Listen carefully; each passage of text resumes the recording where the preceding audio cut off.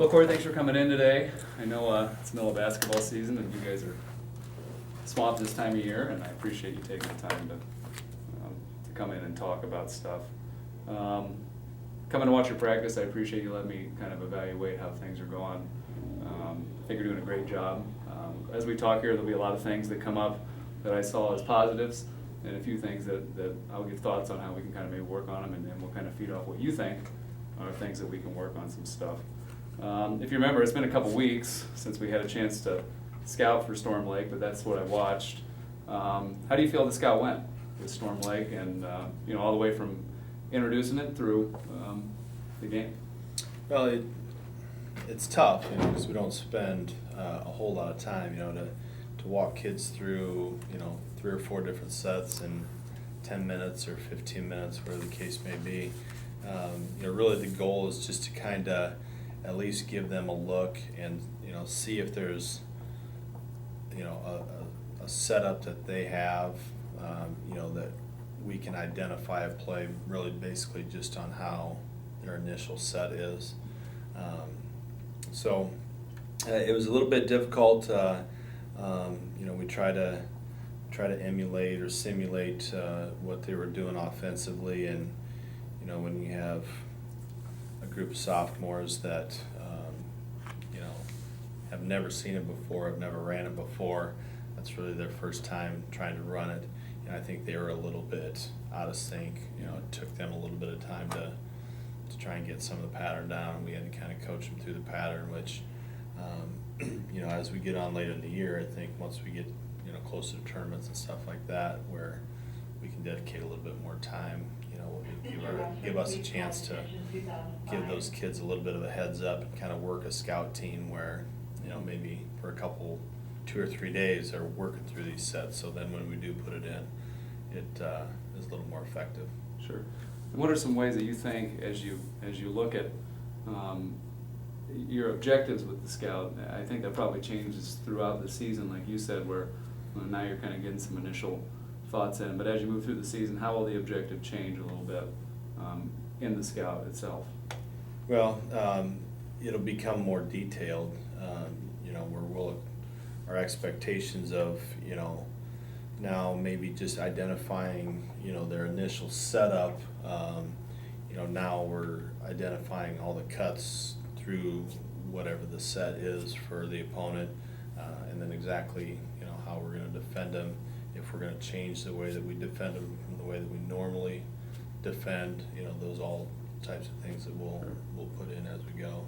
Well, I thought it was good. I think, and as I look at your practice plan and watch practice, how you do lead up activities. I know in the Storm Lake game, the big thing was that basket cut from the opposite wing to the strong side block, and you spent time in a practice drill with that, and then that led into some verbiage for getting to the rim, and then the kids had time to individually go through everything.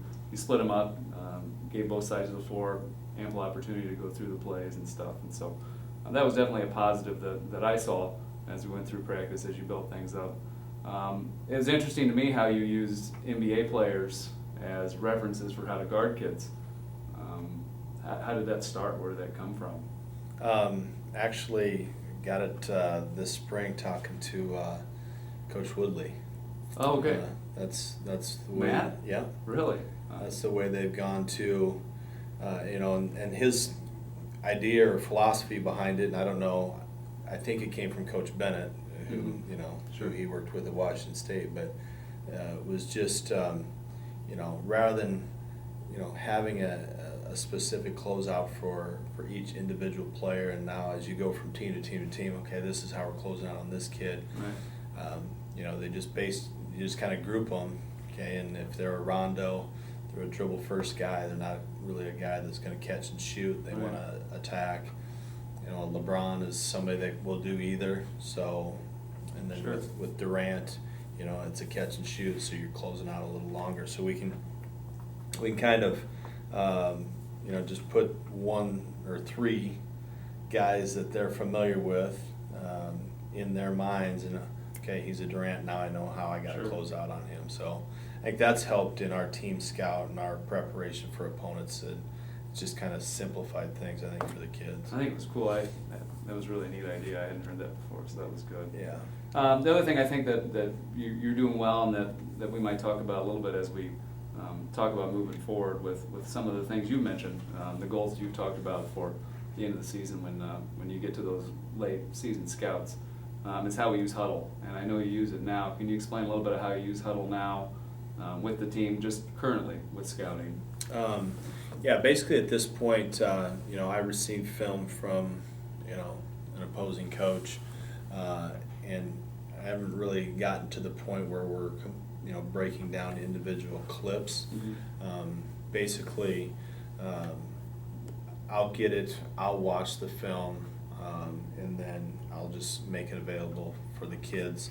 Kids can log in and they can watch, the game film on the opponent. So there might be some things that, we'll talk about specifically that I see as I watch it. Okay, this kid goes left all the time and spins back. So then when the kids go watch it, okay, here's what we're looking for. So Right. I think there's a lot more that is available for us as far as scout goes, but time is important. Sure. Being And your able- balance and scout time versus prep time versus individual time, Right. and Yeah. I completely understand that. Well, let's move into the scout a little bit, and let's just kind of focus on. I think that we're going the right direction in that. I know that you have a plan for kind of how scouting goes throughout the season for you, and how it maybe the time commitment and the intensity of it grows as you get towards the end of the season. But based on what I saw in practice, let's kind of walk through how we're going to move towards that end of the season scout with the kids. So that I think as a coach, your ultimate goal is that one game scout where you're in the district or you're in the state playoff game, and you've got that one game to get your team ready. So as we go through this stuff, let's kind of focus our attention that way. How did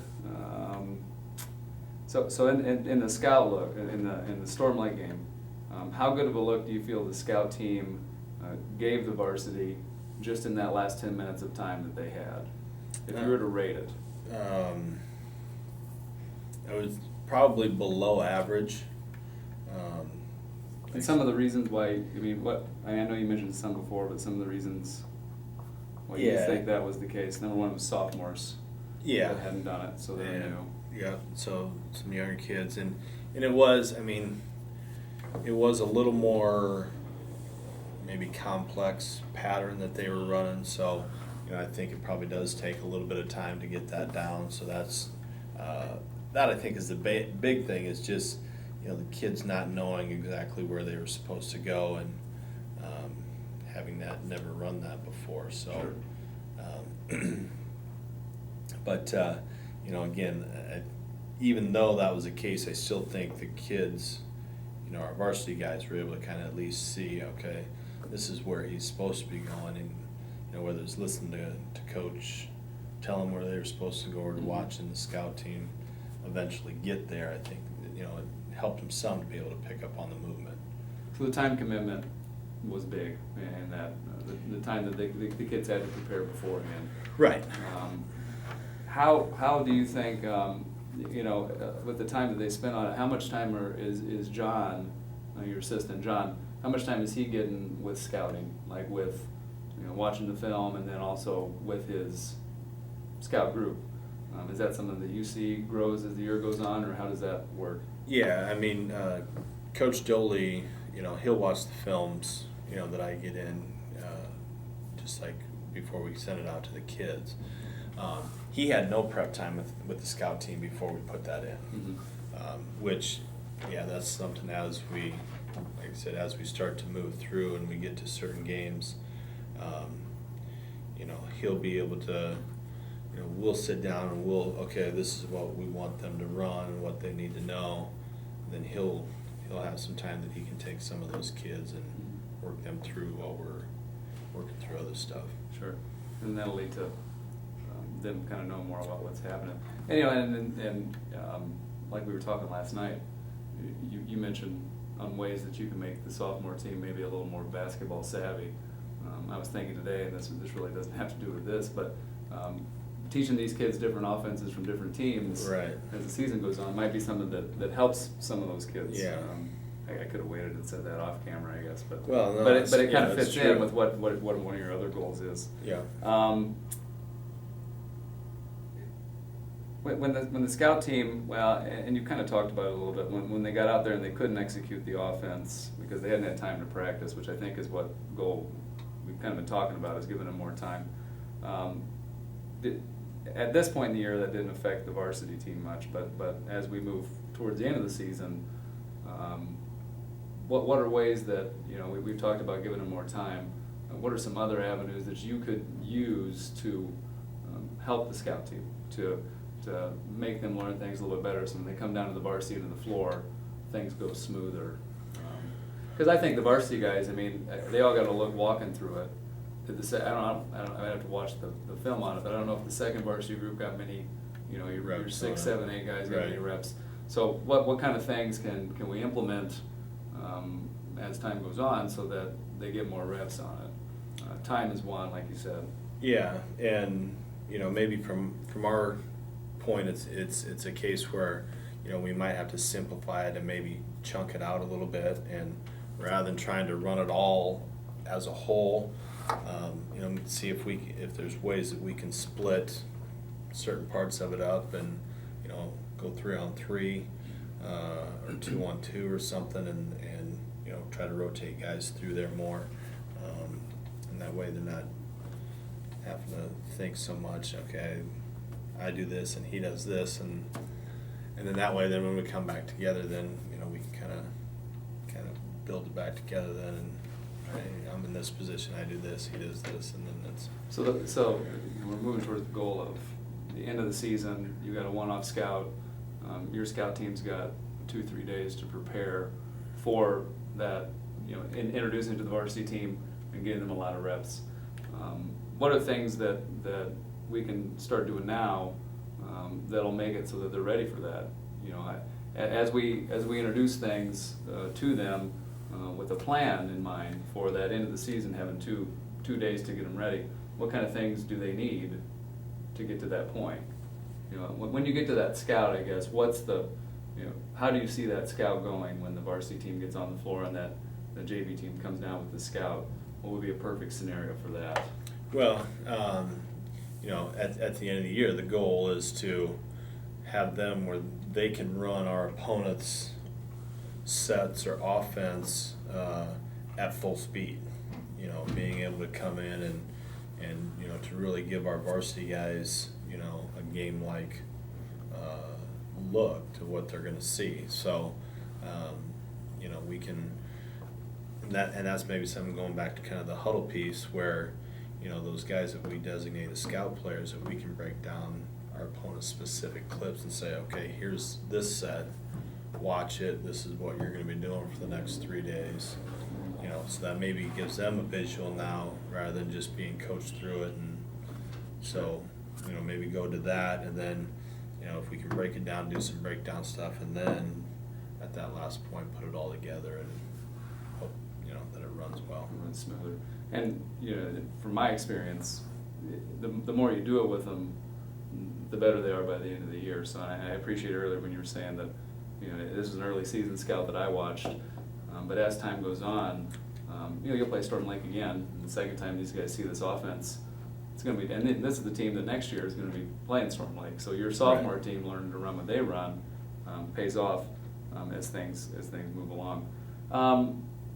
Creatively, as you're looking to implement these things, what kind of things do you think? What kind of tools would help that you don't have? And by tools, I mean what kind of things can you bring in outside? I know you talked about huddle.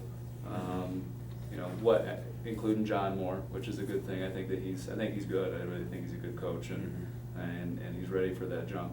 But what other types of tools can you think of that might help in a practice? Maybe aids as you're going through with the varsity group. I guess I haven't in practice type stuff. Nothing's coming to head. Nothing. Well, two what things do that you- I had that I was wondering about were some type of jersey, so that if you're playing Storm Lake, maybe you've got a set of jerseys that have all the numbers that you would need, and if it's number 33 for Storm Lake, maybe that practice player wears that all day. Mm-hmm. And then what popped in my mind here earlier was, as you were talking about guarding NBA players, maybe even an NBA jersey that, if he's LeBron, maybe he wears LeBron for the day, and then that signifies who he is. That might help connect some dots with, the varsity players and who they're guarding. What number is this guy? What number is this guy as you go through with stuff?